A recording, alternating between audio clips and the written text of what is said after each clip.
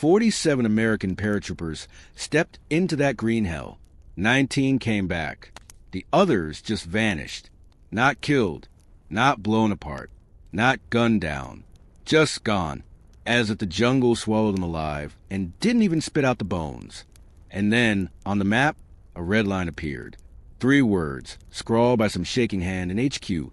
Off limits. Australians only. Australians. The same guys American Marines joked about as kangaroo Boy Scouts. Yet the Pentagon handed them 14 square kilometers of nightmare, forbidding even their own from stepping foot there. Why? Because what those 150 men did in the long high mountains, it wasn't war anymore. It was a hunt, and it wasn't men hunting men. It was a jungle starting to take revenge. The long high mountains. From above, just hills. From the ground, a living thing that breathes, watches, and waits. B-52s dumped 40,000 tons of bombs on them. Marines ran operation after operation. Yet the Viet Cong's D-445 battalion kept crawling out of caves like cockroaches after a nuke. The Americans couldn't grasp one thing. These mountains weren't territory. They were an organism, and it had already chosen sides. March 1967. A company from the 173rd Airborne Brigade pushes into the eastern slopes. 72 hours later, 19 stagger out. The other 28, they're just not there. No bodies, no blood, no casings, nothing. One survivor, a sergeant, screamed for 3 nights straight in his sleep. They don't shoot, they just take you. That's when MAC HQ drew that red line with a trembling pen and wrote what no one wanted to say aloud. We're powerless here. Let the Australians go in. They came at night. 5 men, sometimes 4, sometimes 3. No noise, no radio, no hope for backup. They didn't count kills. They counted fear. Captain William Billy Dundas, a former sheep station manager from Queensland. He looked at the jungle not as a battlefield. He looked at it like home. Then there was Dorian Walker, Pintupi, a man from the desert, where for 40,000 years they've learned to hear the earth breathe. He could tell by scent if a Viet Cong had eaten rice 3 hours ago or 8. He could follow a trail American dogs didn't even notice. When American Captain James Morrison first saw Walker, he smirked. Aborigines? In 1968? Seriously. 17 days later, he was begging to be sent back to Saigon. He couldn't look into those eyes anymore. Eyes of a man who didn't fear death because he'd made a pact with it. Imagine it. You're in ambush for 11 hours. Your legs are numb like they're not yours anymore. Sweat trickles down your back, but you don't dare move because 1 rustle, and they hear you. Then 3 come. Ordinary couriers. Young, weary, walking the path Walker sniffed out in 20 minutes of nose-to-ground study. For seconds, explosion, silence, then the real horror. The Australians don't leave. They wait. 6 hours. The second group arrives. 7 men. They find the bodies, sitting upright, eyes wide open, weapons on laps like resting, ace of spades in each collar. 1 Viet Cong drops to his knees and vomits. Another fires wildly into the void. A third whispers prayers no one in the squad has ever heard. The Australians watch.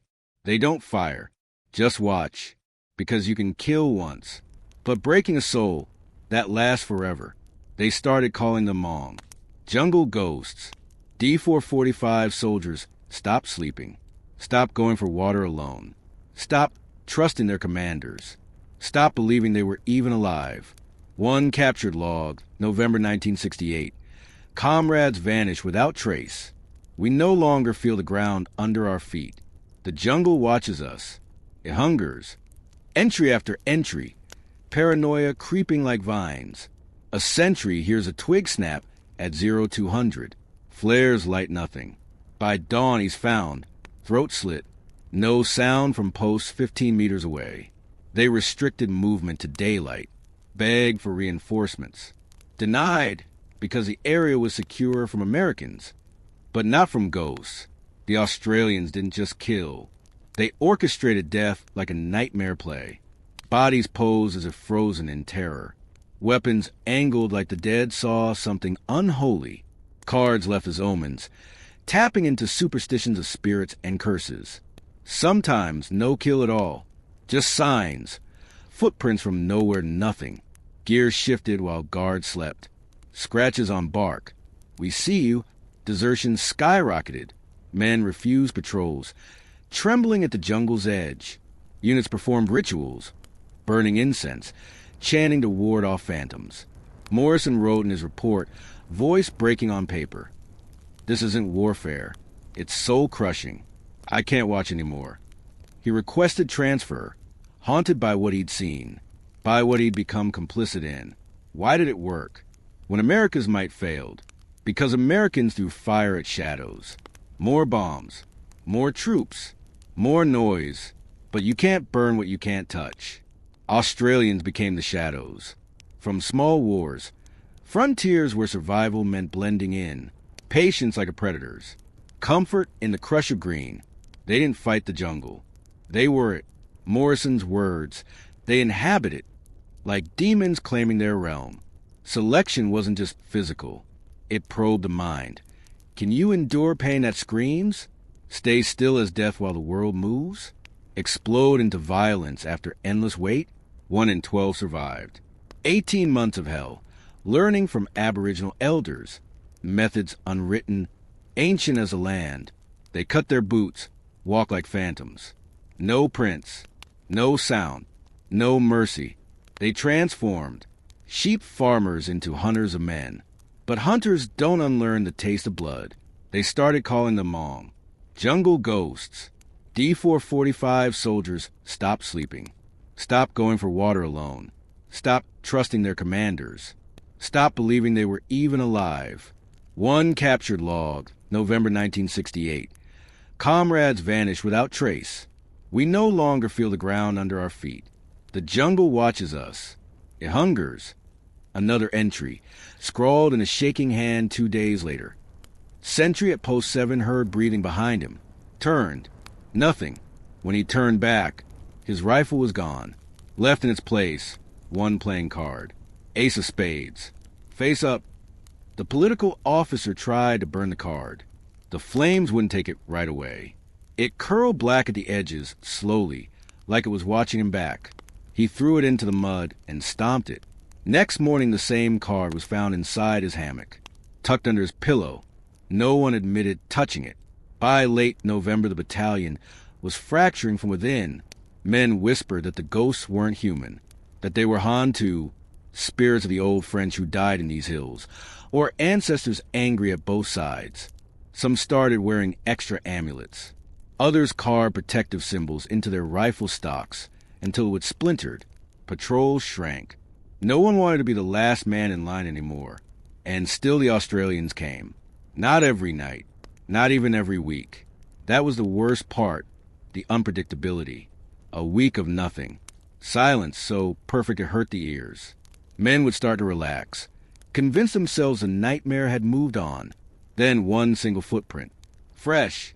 Rubber sandal pattern. But wrong. Too even. Too deliberate. And leading straight into thick bush, where no sane man would follow. They followed anyway, because orders, because pride, because fear of being called a coward was, for a little while, stronger than fear of the dark. They never found anyone at the end of those trails. Just more signs. A bloodied bandage tied to a low branch like a ribbon. A half-eaten ration pack with teeth marks that looked almost human. A photograph.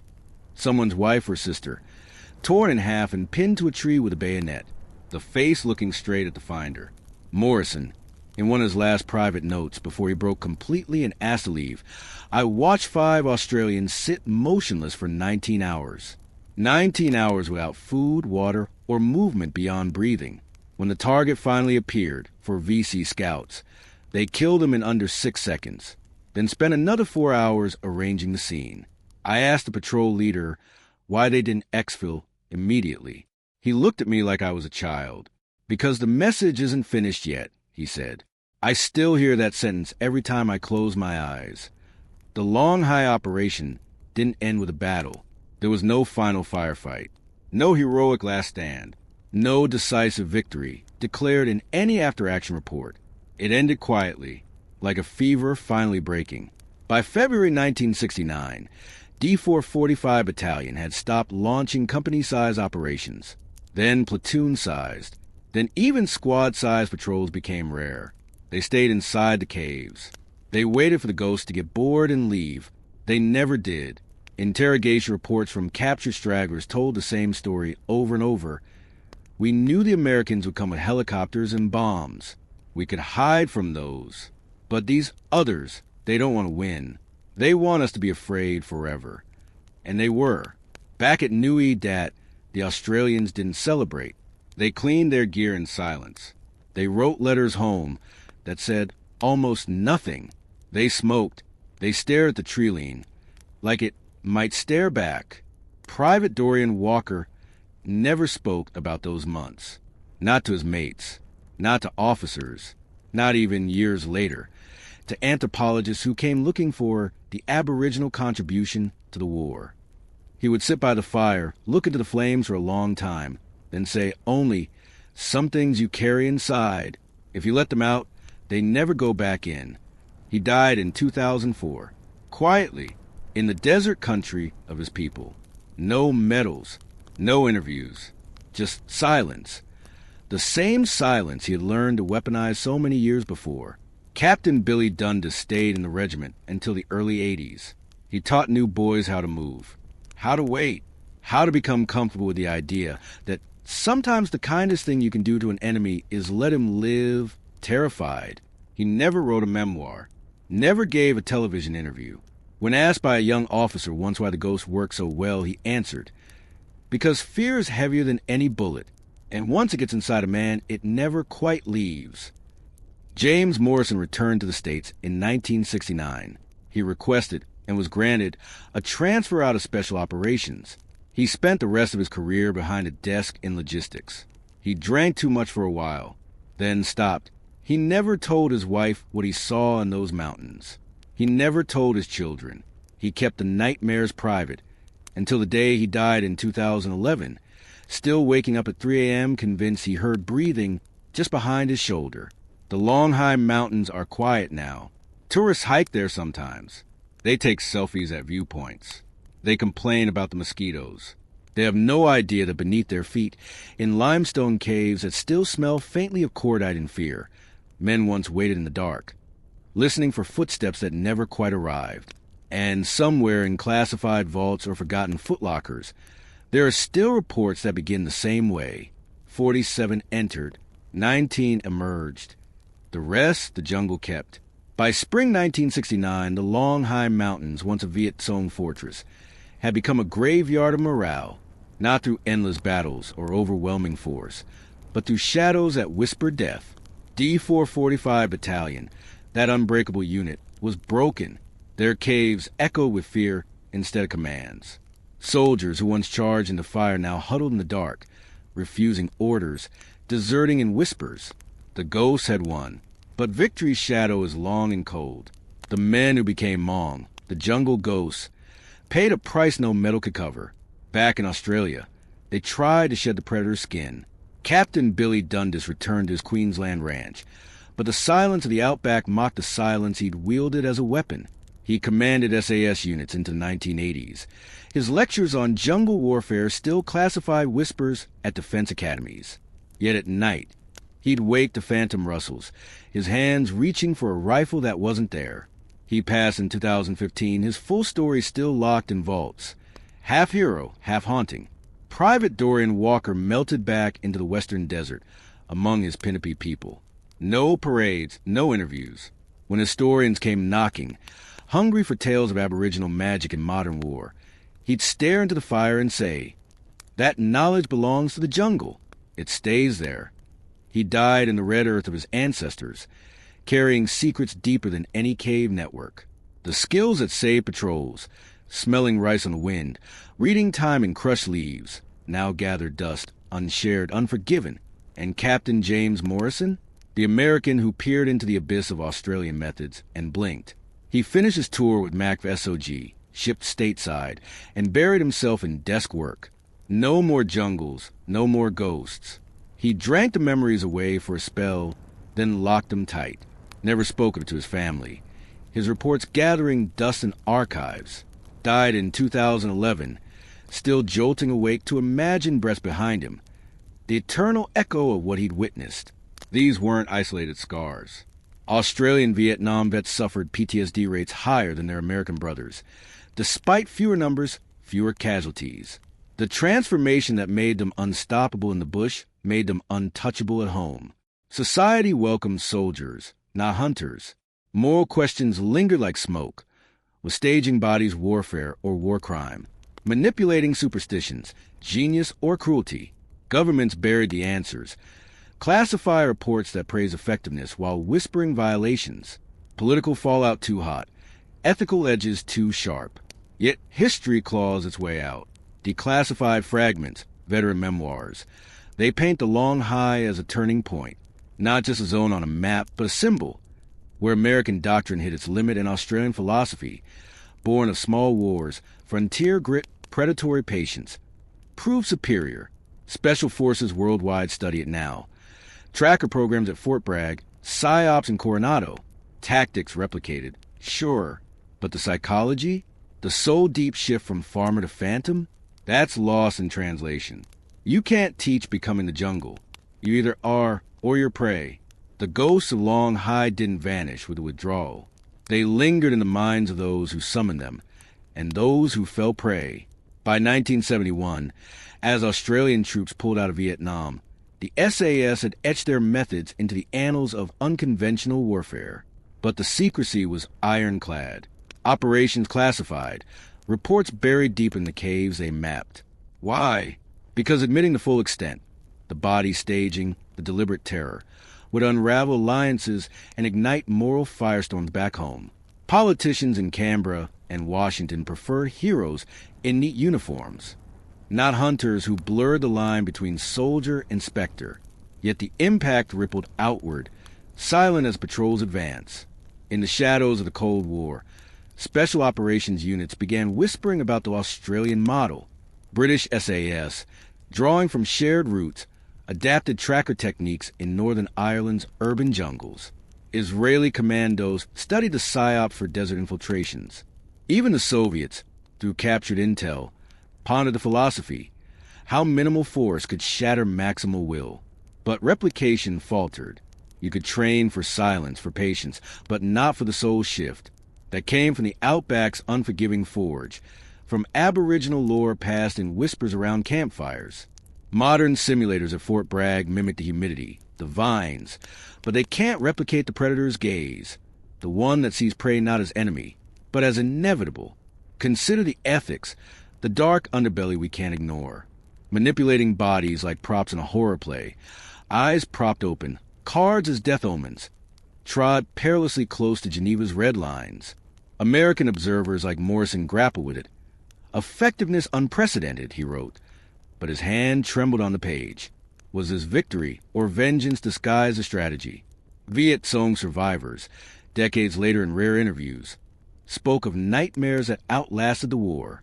One former D-445 cadre, now an old man in Hanoi, confessed, "We fought the bombs. We hid from the helicopters. But the ghosts, they stole our sleep. Even now, in the city lights, I check the shadows." Their morale collapse wasn't just tactical. It was existential.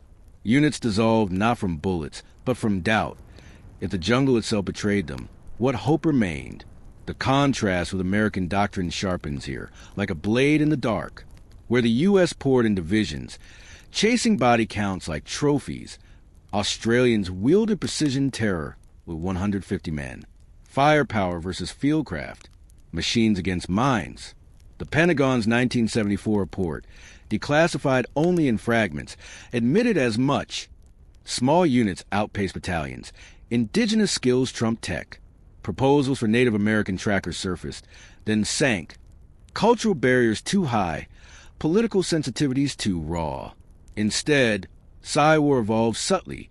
Death card proliferated, but without the staging's ritual chill. Effectiveness diluted, like an echo losing strength. For the operators, The transformation was irreversible. Becoming hunters meant shedding humanity's comforts. Post-war Australia shunned the narrative, vets labeled troubled, operations downplayed as recon. PTSD clinics filled with men who scanned tree liens in suburban backyards, who flinched at snapped twigs. Dundas's lectures warned recruits, "The jungle changes you. Make sure you can change back." Many couldn't. Walker embodied the cost. His ancient skills weaponized, now a burden he buried in the desert sands. Morrison's silence spoke volumes. A career derailed, a life haunted by what doctrine couldn't prepare him for. Today, in an era of drones and cyber strikes, long highs lessons endure. SEALs and Delta Force drill long-range patrols. PSYOPs manuals cite the ace of spades. But the core eludes, that frontier psychology, born of isolation and survival. You can't bottle the Outback's grit or the Pinnape's sixth sense. Modern wars chase clean kills. Australians embrace a mess of minds unraveling. Historical memory preserves it piecemeal. Memoirs like Phantom Soldiers. Declassified logs surfacing online. The forbidden zone symbolizes doctrine's limits. Where might failed, cunning conquered. The price of becoming ghosts, it never showed up in any after-action report. Dorian Walker came home in 1970. He stepped off the plane in Darwin, looked at the red dirt of his country, and started crying. Not loud, just silent tears rolling down a face that had learned never to flinch. His mother hugged him and whispered, "You smell like death, boy." He never corrected her. For the rest of his life, he lived alone in the western desert, sleeping under the stars, waking up every single night at 2:47 a.m., the exact hour when the first courier team stepped on that claymore. He would sit up, heart hammering so hard you could see his shirt move, and whisper into the dark, "I'm sorry. I'm so sorry." He never said who he was apologizing to. The men he arranged like dolls? The jungle itself? Or the boy he used to be before he learned to kill without sound? Billy Dundas tried harder than anyone to come back. He bought back the sheep station, married a girl from the next town, had 2 sons. But every time the wind moved the long grass at dusk, he would freeze, hand reaching for a rifle that wasn't there. One night his youngest son asked why Dad sometimes slept in the shed with all the lights on. Dundas looked at the boy with eyes that had seen too much and said, "Because sometimes the dark remembers you." He died in 2015 holding his wife's hand, whispering the same thing over and over. 17 to 1, 17 to 1. Not a kill ratio anymore. A confession. James Morrison never recovered. Back in Virginia, he sat in his basement every evening with a bottle and a classified folder he was never supposed to keep. He would read his own words aloud in the dark. Australian SAS does not conduct ambushes. They conduct psychological warfare operations using enemy bodies as the primary medium of communication. Then he would cry, ugly, choking sobs, because he had watched 5 men turn 3 living human beings into a message, and part of them had admired it. His wife found him one morning with the ace of spades card he'd stolen from a dead courier pressed against his chest like a holy relic. He died alone, still checking the corners of every room for breathing that wasn't his own. And the Viet Cong who survived, they never really did. One old man in a small village outside Vung Tau still refuses to go outside after sunset. When his grandchildren ask why, he points at the jungle line in the distance and says in a voice that cracks like old paper, "They're still out there. They never left. They wait." The long high mountains are tourist trails now. People laugh and take selfies. They have no idea that every time a wind moves the leaves just right, old men in 2 countries still hear the same sound, a single twig snapping at 0, 200 hours. Because fear doesn't die. It just changes owners. The rest, we still carry them inside. And every time you think you finally left the jungle reminds you, it never left you. Oh, God, the agony they carried home. It wasn't just scars on the skin. It was a poison in the blood, a scream trapped in the chest that never found release. Dorian Walker, poor, haunted Dorian. He wandered back to the scorching red sands of his ancestors, but the desert winds couldn't drown out the jungle's whispers. Every blistering day, he'd trace footprints in the dust. Innocent ones, from kangaroos or dingoes, but his mind would twist him into the desperate steps of a Viet Cong scout, pleading eyes wide in the final flash of a Claymore's fury. At night, the stars mocked him, turning into the open, accusing gazes of the bodies he'd pose like broken puppets. He'd bolt upright, sweat-soaked and trembling, clutching his throat as if invisible hands were choking the life from him. "Why me?" he'd sob into the empty vastness, tears carving rivers down his weathered face. Why did I have to become the monster to survive? His people watched him waste away, a shell of the proud Penelope tracker, until one dawn in 2004, he simply lay down under a ghost gum tree and let the earth claim him, finally at peace, or so they hoped. But even in death, his eyes stayed open, staring at horizons only he could see, filled with unending regret and soul-shattering guilt. And Billy Dundas. Oh, Billy, the man who commanded shadows but couldn't escape his own. He returned to Queensland with a chest full of medals that felt like lead weights on his heart. His wife would find him in the barn at midnight, curled up like a child, rocking back and forth, muttering through sobs, "I made them ghosts, but now they haunt me. Every face, every scream I never heard but felt in my bones." His sons grew up fearing their father's eyes, those piercing predator stares that sometimes flash with explosive rage over nothing, a spill cup or a slammed door triggering memories of ambushes and stage horrors. The love he felt for them burned like fire, but was tainted with terror. "What if I break them, too?" he'd whisper in therapy sessions he hated, voice breaking into guttural cries. By 2015, cancer had ravaged his body, but it was the mind that killed him first. Hallucinations of Ace of Spades cards fluttering like black butterflies around his bed, each one carrying the wail of a demoralized soul he'd crushed. As he gasped his last, clutching his wife's hand so tight it bruised, he begged forgiveness. Tell the jungle I'm sorry. The fear I sowed, it's eating me alive." James Morrison's torment was a quieter hell, but no less devastating. A slow, suffocating despair that wrapped around his throat like jungle vines. Back in the States, he'd stare at family photos, his children's innocent smiles twisting into the frozen grins of staged corpses in his nightmares. "I saw hell," he confessed his reflection in the mirror, tears streaming hot and relentless, his fists pounding the sink until knuckles bled. The guilt gnawed at him like rats in the dark. "I admired it.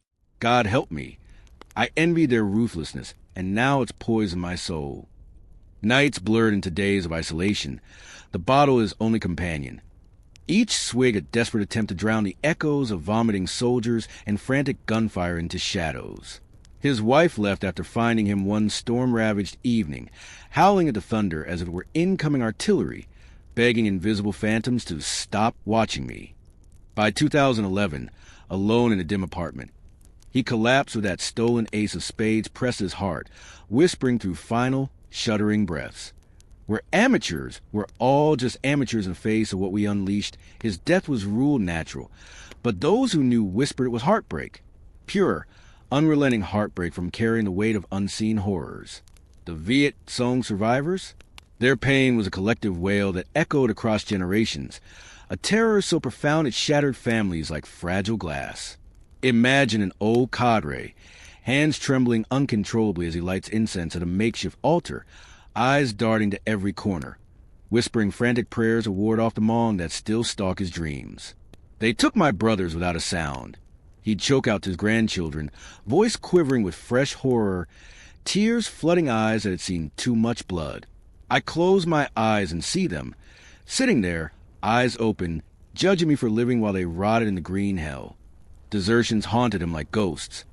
He'd wake screaming, convinced footprints led to his bed, the air thick with a metallic tang of fierce sweat.